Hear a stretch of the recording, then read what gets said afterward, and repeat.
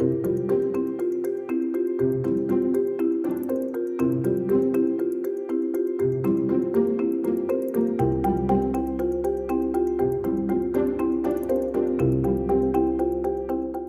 that we've reviewed all the attachments and actions of the muscles we're discussing, we'll move on to our yoga flow with the help of our yoga model, Laura. Hello.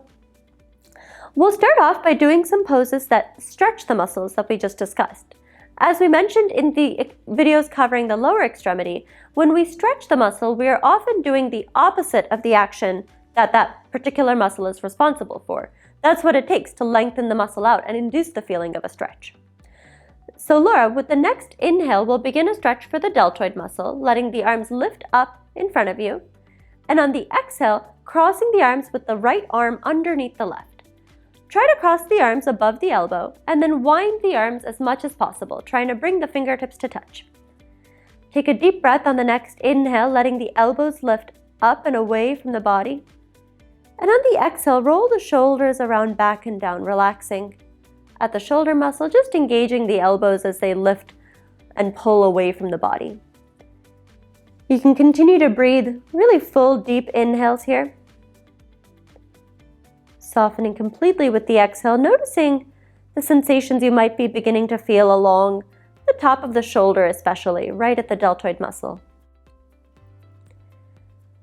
With the next inhale, you can even let the elbows pull a little bit higher away towards the face, and on the exhale, release the arms, unwinding, returning to your neutral position. With the next breath in, the arms can lift back up, this time crossing left arm underneath the right. Winding once more, just taking what feels comfortable to you, and with the inhale, letting the elbows pull away from the body. With the exhale, rolling the shoulders around back and down, closing the eyes. Starting to notice what it feels like as you change the arms. Noticing that one side might get a slightly deeper stretch, depending on which arm you have crossed on the bottom. You'll notice that as you experience this deep deltoid stretch, that the arms are adducted, that they've crossed past their neutral position towards the midline. Because the deltoid is responsible for abduction, we have a deep stretch in the deltoids as we adduct the arms. If you'd like to play with the pose a little bit, you can let the inhale, pull the elbows up closer towards the face, moving a nice stretch into the lower trapezius muscle. And on the exhale, pulling the elbows down closer to the body, finding that stretch along the upper fibers of the trapezius muscle. With the next inhale, let the arms pull back away from the body one more time, just a half inch away. Exhale, release the bind, letting the arms return to your neutral position. Next, we will move into a pose that it accentuates the stretch that we feel in the anterior and posterior fibers of the deltoid, as well as a stretch in the triceps. On the next inhale, you can bring the right arm forward, flexing, and then let that arm lift around and back to graze the back of the neck. The left arm can extend back, and then it can reach around and back, working its way up to meet the right fingertips. With the next inhale, you can close the eyes, just finding length in the spine, letting the shoulders relax, and gently pulling the elbows away from each other and away from the body. As we notice the joint positions in this pose, we notice that the arm that is lifted upward initially had to flex forward, and then it had to laterally rotate in order to reach back. The arm that is reaching from below had to be extended and then medially rotated in order to reach for the back. As we exaggerate the flexion in the lifted arm, which means letting the elbow roll around and back, maybe letting the shoulders roll back, feeling the chest open up, we feel a pretty intense stretch along the posterior side of the right shoulder. This is a stretch in the posterior fibers of the deltoid, which is exaggerated as we flex the arm. Because the posterior fibers are normally responsible for helping with extension, we feel their stretch when we flex the arm deeply. On the other arm, we had to extend in order to get there. As we exaggerate that extension by letting the elbow pull back and away from the body, we feel a deep stretch along the anterior aspect of the shoulder. We feel the anterior fiber stretching as we further extend the arm because the anterior fibers are normally responsible for flexion.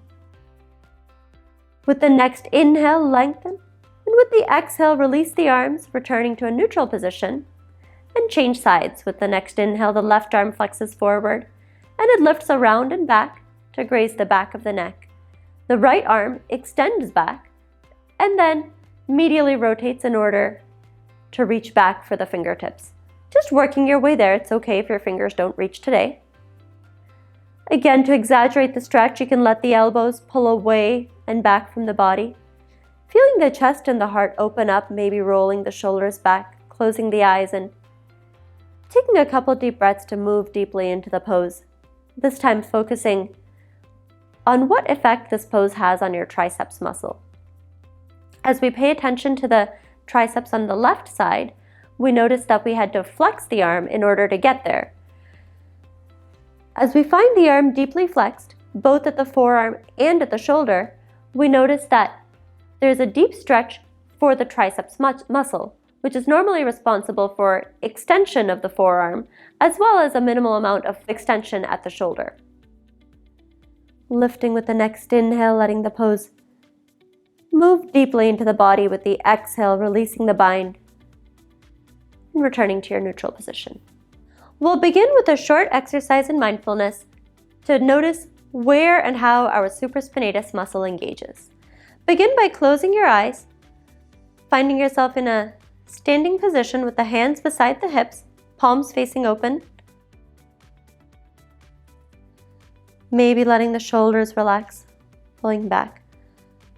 Just finding your grounded space in this very neutral mountain pose. And when you feel ready, you can very slowly begin abducting the arms away from the body.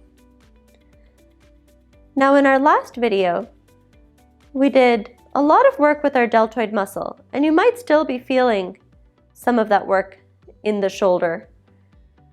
And so at the point where you really feel the deltoid muscle starting to engage with this abduction, you can pause and you can start to bring the hands back in, adducting them closer to a neutral position, really looking for the point where the deltoid muscle stops working.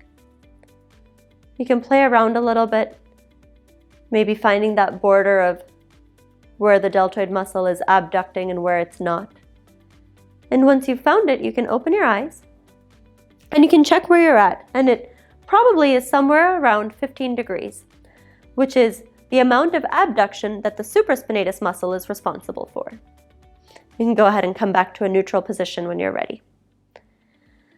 From here, we'll move into some poses that stretch and engage some of our other rotator cuff muscles.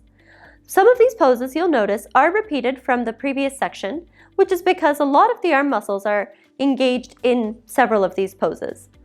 With the next inhale, you can flex the right arm forward and reach it around and back. Let the left arm extend back and reach it up towards the right hand, returning to the Gomukhasana arms that we explored earlier. Here, we're going to be focusing on the rotation aspect. We notice that we have lateral rotation at the arm that is reaching from above, and we have medial rotation at the arm that's reaching from below. At the arm that's reaching from above, where we have lateral rotation, we have a pretty intense stretch along the anterior aspect where we know the subscapularis muscle lies. The subscapularis muscle is normally responsible for medial rotation, and so where we have lateral rotation, we feel a pretty intense stretch. And down on the arm that's reaching from below, where we have medial rotation, we feel a pretty intense stretch along teres minor and infraspinatus, which are normally responsible for lateral rotation. We can exaggerate the feeling of stretch in these muscles by exaggerating the rotational direction that we have in this pose.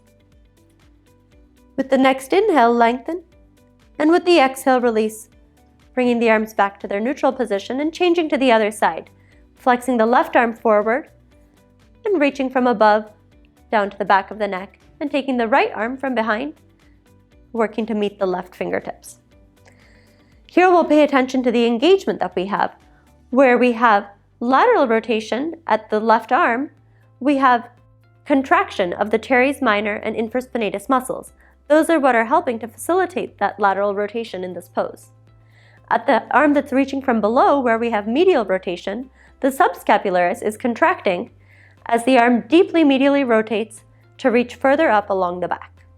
Gently bringing the hands back down to their neutral position and turning to face the front side of your mat to get a view of the side. With the next inhale, you can extend the arms back behind you and work to bring the palms together, trying to take a reverse prayer position behind the back. If this feels uncomfortable or unavailable today, you can also reach for the opposite elbow in each hand.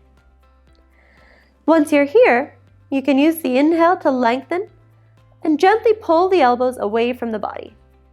You'll notice that this intensely medially rotates the shoulder, which is contracting the subscapularis.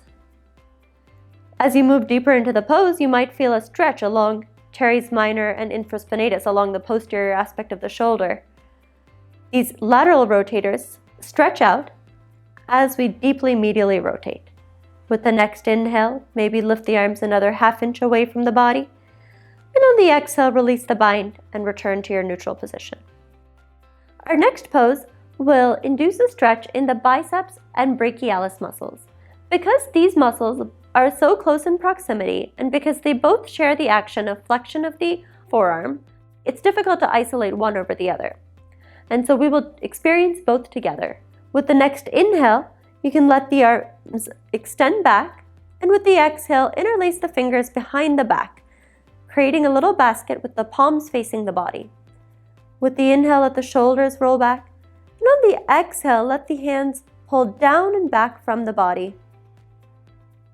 Maybe playing with letting the hands lift off away from the body, pulling them back behind you. Noticing that this induces a pretty intense shoulder stretch. In order to bring it back to focus on the biceps and brachialis, you'll draw the hands back down closer to the body and focus on extending the hands down towards the earth. As you extend the elbows out fully, you'll feel a pretty intense stretch taking place along the biceps and brachialis. You can close your eyes and move your breath into that space.